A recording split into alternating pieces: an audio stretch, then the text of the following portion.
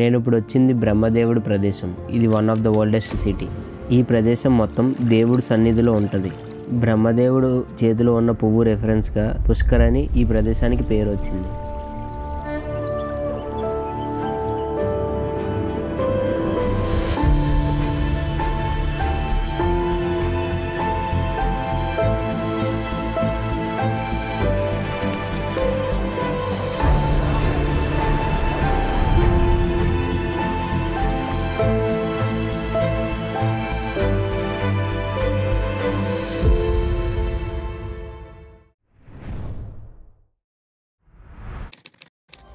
Last place Udaipur నుంచి ఈ early morning Ajmer reach అయ్యాము. ప్రజెంట్ రైల్వే స్టేషన్ నుంచి మేము అజ్మీర్ బస్ స్టాండ్కి నడుచుకొని వెళ్తున్నాము. ఆల్మోస్ట్ 1.4 కిలోమీటర్స్ డిస్టెన్స్ ఉంది. బస్ స్టాండ్కి రీచ్ అవ్వగానే పుష్కర్కి వెళ్ళడానికి బస్సు రెడీగా ఉంది. Per head 20 rupees bus ticket charge చేశారు.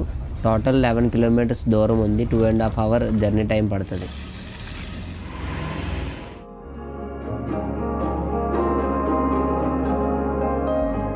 నమస్తే. పుష్కర్లో దిగిన తర్వాత మొదటగా వెళ్ళబోయేది పుష్కర్ లేక్. ఇప్పుడు మనం ఉన్నది బావన్ ఘాట్. ఇది పుష్కర్లో అతిపెద్ద ఘాట్.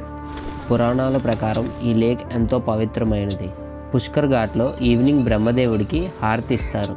ఇక్కడ చాలామంది వాళ్ళ పూర్వీకులు హస్తికలు ఈ నదిలో కలుపుతారు. ఎవరికీ తెలియని విషయం ఏంటంటే నెహ్రూ, ఇందిరాగాంధీ, అటల్ వాజ్పేయి, బిహారీ, గాంధీ వాళ్ళ హస్తికలు కూడా ఇక్కడే కలిపారు. మనం ఇప్పుడు వెళ్ళి ఆ పుష్కర్లోని స్నానం చేసి డైరెక్ట్ బ్రహ్మ టెంపుల్ దర్శనం అయితే చేసుకుందాం. కొన్ని పబ్లిక్ ఆర్టికల్స్ ప్రకారం పుష్కర్ అన్నది ఇంటర్నేషనల్ టాప్ 10 రిలీజియస్ ప్లేసెస్లో ఒకటి. మన ఇండియాలో అయితే టాప్ 5 రిలీజియస్ ప్లేసెస్లో ఒకటి. ఫోన్ దీంట్లో మేము ఈ పుష్కర్ ఘాట్లో ఇప్పుడు స్నానం చేసి దర్శనానికి అయితే వెళ్ళబోతున్నాం.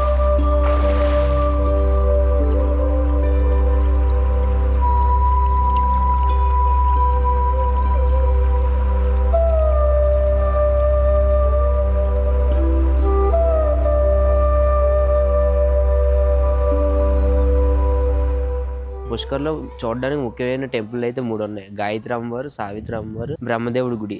ఇక్కడ బ్రహ్మదేవుడు ఇదే పుష్కర్ లేక్లోని ఇక్కడే ఉంటాడనేసి పురాణాలు చెప్తున్నాయి.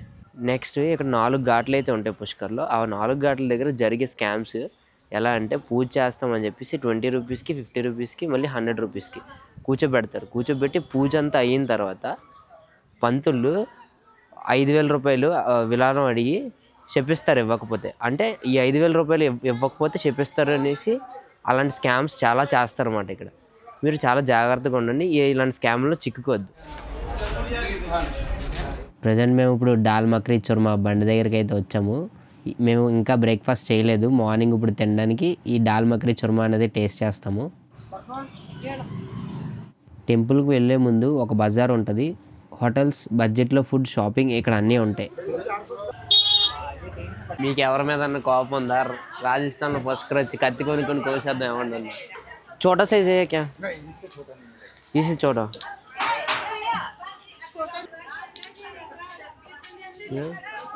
आगरा। और ये बड़ा कितने का?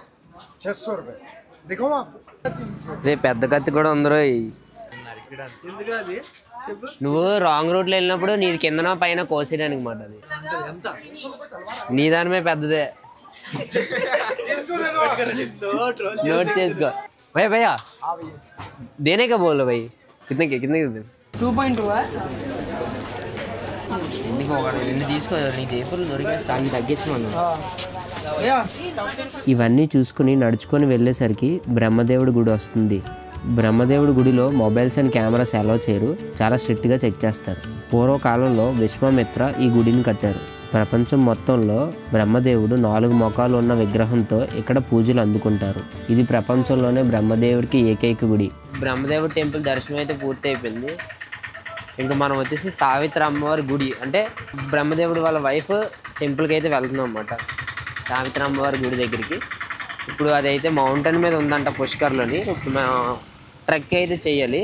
మార్నింగ్ మాత్రం నేను అక్కడ ఘాట్లో స్నానం చేయడానికి వెళ్ళినప్పుడు వాటర్ అయితే హాట్గానే ఉంది. కానీ ఆ స్నానం చేసి బయటకు వచ్చిన తర్వాత నరకం చూసాను. ఇక్కడైతే మార్నింగ్ 6 సెల్సియస్ అయితే చలి.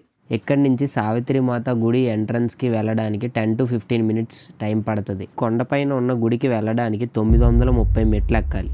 మనం సావిత్రమ్మవారి టెంపుల్ పైకి అయితే వెళ్తున్నాం ఇప్పుడు ప్రజెంట్ స్టెప్స్. ఇటు చూస్తేనేమో ఎడారిస్క ఫుల్గా. మళ్ళీ ఈ టెంపుల్కి రోప్వే కూడా ఉంది డైరెక్ట్గా. 120 రూపీస్ అనుకుంటే ఛార్జ్ చేస్తున్నారు పైకి వెళ్ళడానికి. డైరెక్ట్ ఆ రోప్వే పైకి వెళ్ళిపోద్ది. ఇప్పుడు మనం స్టెప్స్ మీద వెళ్తున్నాము ప్రజెంట్ నడుచుకొని. ఇది ఇసుక జైసల్మీర్లో ఉన్నట్టు ఉంది ఇది కూడా. రాజస్థాన్ అంటే ఎడారి అంటే ఇసుక.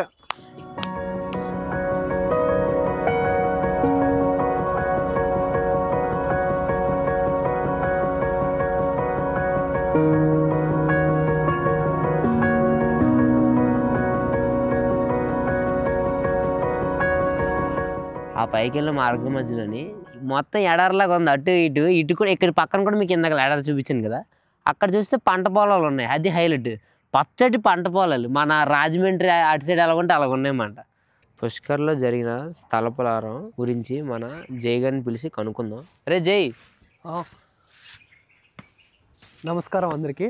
పుష్కర యొక్క స్థలపురాణం ఏమంటే, బ్రహ్మదేవుడికి ఒకనొక టైంలో ఒక యజ్ఞం జరిగే టైంలో సావిత్రి అమ్మవారు బ్రహ్మగారి వైఫ్, ఆవిడని యజ్ఞంలో కూర్చోబెట్టి పూజ చేయించారు. ఆ పూజ చేసే టైంలోని అమ్మవారు వేరే దగ్గర ఉంటారు. నారదుడిని పంపించి అమ్మవారిని తీసుకొని రమ్మంటే నారదుడు వెళ్ళి మీ అక్క చెల్లి తీసుకొని రండి అని చెప్పి పంపిస్తారు. సావిత్రి అమ్మవారు ఏమొచ్చి కొద్దిగా లేటుగా వస్తుంది. లేటుగా వచ్చే టైంలోని బ్రహ్మదేవుడు, ఇంద్రదేవుడు అండ్ అక్కడ ఉన్న బ్రాహ్మణులు ఏం చేస్తారంటే, బ్రహ్మదేవుడు అడుగుతాడు ఇంద్రదేవుడిని, ఇలాగా ఇంద్రదేవ నాకు ఇక్కడ కళ్యాణం చేయండి, యజ్ఞానికి టైం అవుతుందని చెప్పి బ్రహ్మదేవుడిని అడిగితే, అక్కడ ఉన్న లోకల్ అక్కడ ఎవరైతే పూజ చేస్తున్నారో ఆ పూజ చేసే వాళ్ళు గాయత్రి అమ్మవారిని తీసుకొచ్చి కళ్యాణం ఆడి యజ్ఞంలో కూర్చోబెడతారు. కళ్యాణం చేసి యజ్ఞం చేసే టైంలోనే సావిత్రి అమ్మవారు వస్తారు. సావిత్రి అమ్మవారు చూసి చాలా కోపంతో బ్రహ్మదేవుడికి ఒక శాపం పెడుతుంది. నీకు ఈ లోకంలో ఈ పుష్కర్లో తప్పించి ఇంకెక్కడ గుళ్ళు అయితే ఉండవని. మెయిన్ రీజన్ అంటే ఇది ఒక శాపం. నేను మీకు ఇందాకలా పుష్కర్లో ఉన్న డిఫరెంట్ ల్యాండ్స్కేప్ అంటే డెజర్ట్ అవి చూపించాను కదా, పంట పొలాల గురించి కూడా చెప్పాను. ఇక పంట పొలాలు నా ఎదురుగా క్లియర్గా ఉన్నాయి. ఎడారి పక్కనే పండు.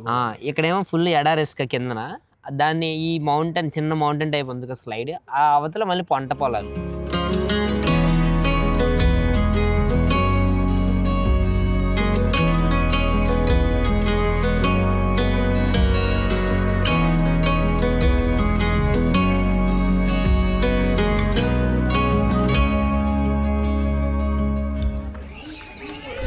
మనమైతే 750 ఫీట్ ఎత్తులో ఉన్న సావిత్రి అమ్మవారి గుడికి వచ్చాము. ఈ గుడి రత్నగిరి అనే కొండ మీద ఉంటుంది.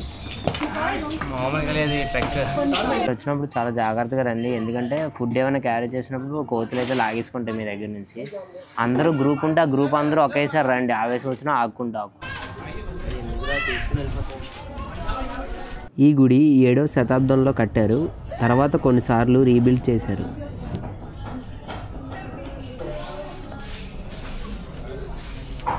ఈ కొండకి ఆపోజిట్లోనే వేరే కొండ మీద గాయత్రి అమ్మవారి గుడి ఉంటుంది. ఇప్పుడు మేమైతే దర్శనం కంప్లీట్ చేసేసుకున్నాం. సావిత్రి అమ్మవారి గుడి దర్శనం కంప్లీట్ చేసుకొని కిందకి దిగి లంచ్ చేసేసరికి చాలా లేట్ అయిపోయింది. గాయత్రి మాత టెంపుల్ ఆఫ్టర్నూన్ 3 తర్వాత క్లోజ్ అయిపోవడంతో మేము వెళ్ళలేదు.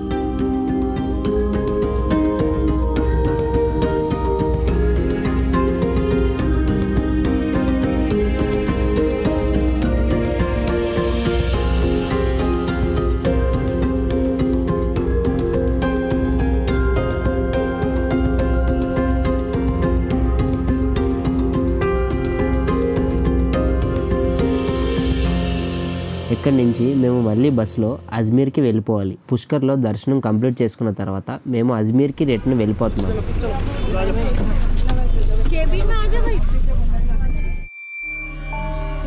నా ఎదురుగా బాంగడ్. ఇక్కడ కొన్ని రహస్యాలు కూడా ఉన్నాయి.